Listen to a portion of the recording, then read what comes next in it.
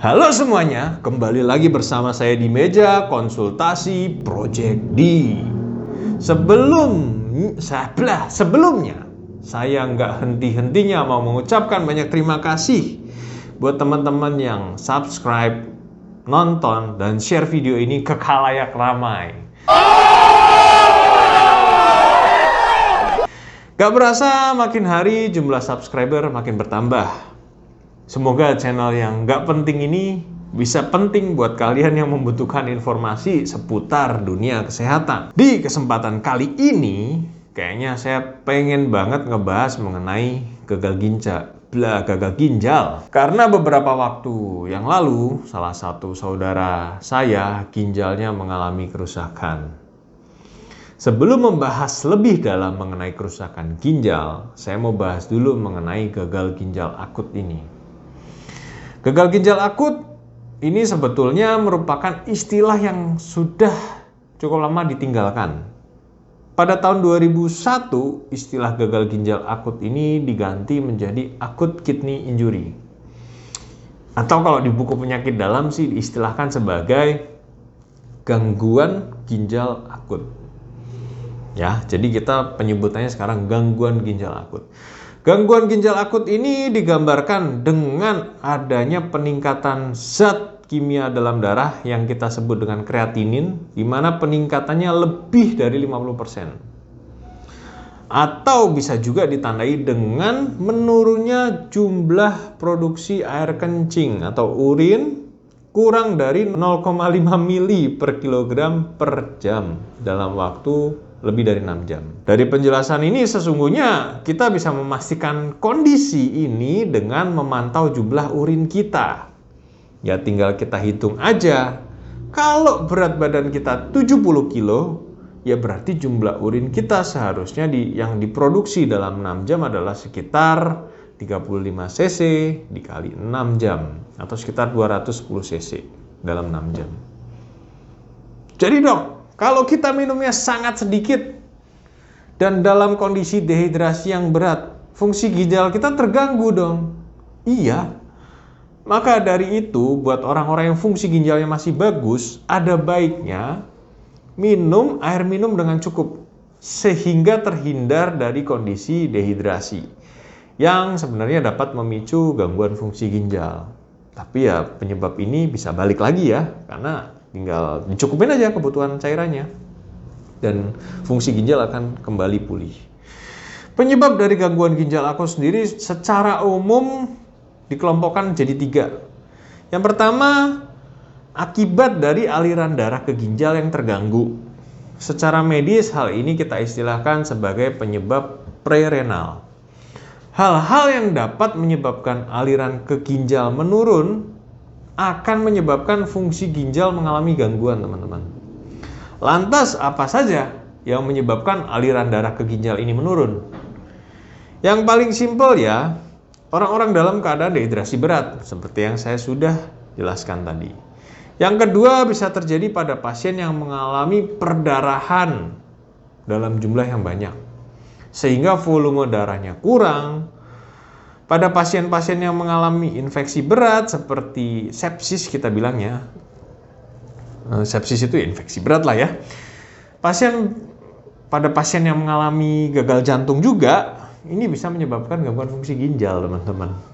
Nah, itu gangguan fungsi ginjal yang disebabkan dari prerenal. Dan yang kedua, penyebab kedua, kelompok kedua, ini disebabkan dari kondisi ginjalnya sendiri, teman-teman. Pada ginjal ada satu bagian yang kita sebut dengan glomerulus, di mana glomerulus ini fungsinya buat penyaringan. Nah, kalau ada kerusakan pada glomerulus, tentu saja akan menyebabkan gangguan fungsi ginjal. Selain bagian glomerulus, ada bagian ginjal yang kita namakan dengan tubulus.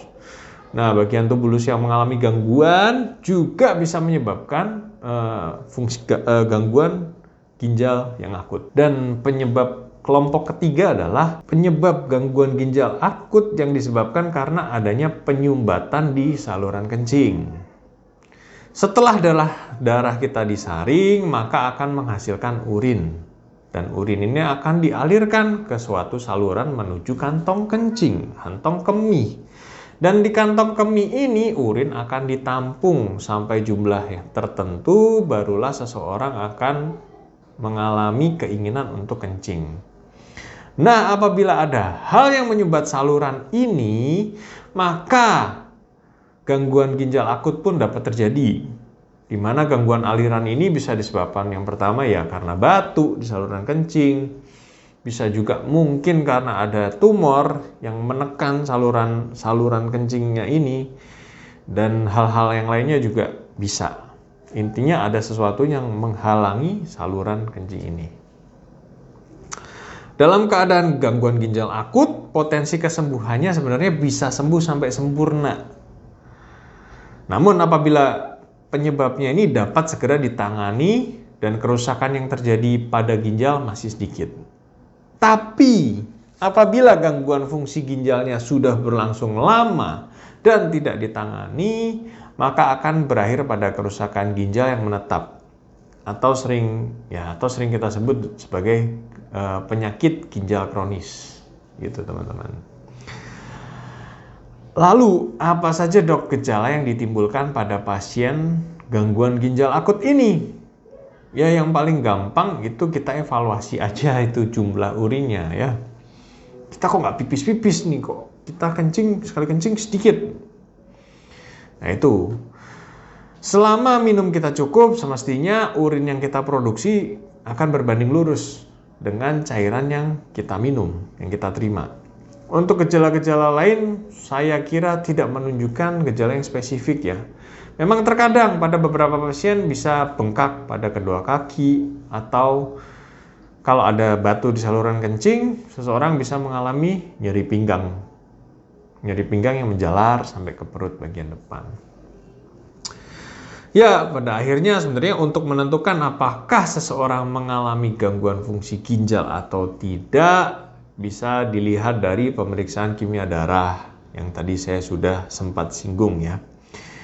Dengan melihat kadar ureum dan kreatinin yang ada di dalam darah, apabila zat-zat ini terjadi peningkatan di atas nilai normal, harus mulai waspada, ada gangguan fungsi ginjal.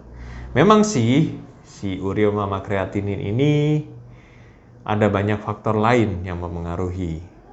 Tapi setidaknya bisa menjadi acuan kita untuk menegakkan diagnosa penyakit ginjal. Untuk next kayaknya kita mau bahas ya mengenai kapan sih seseorang butuh cuci darah. Cuci darah itu apa? Dan apakah pasien gagal ginjal ini akan selalu butuh cuci darah? Dan apakah cuci darah ini pakai deterjen atau gimana? Mungkin terlalu mengerikan, kayaknya kita akan bahas di video berikutnya. Nah, video kali ini cukup sekian teman-teman.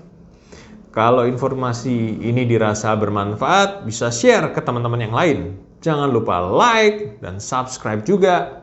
Kalau mau tanya, bisa diajukan di kolom komentar. Kalau ada yang mau kasih masukan dan kritik, boleh juga tulis di kolom komentar.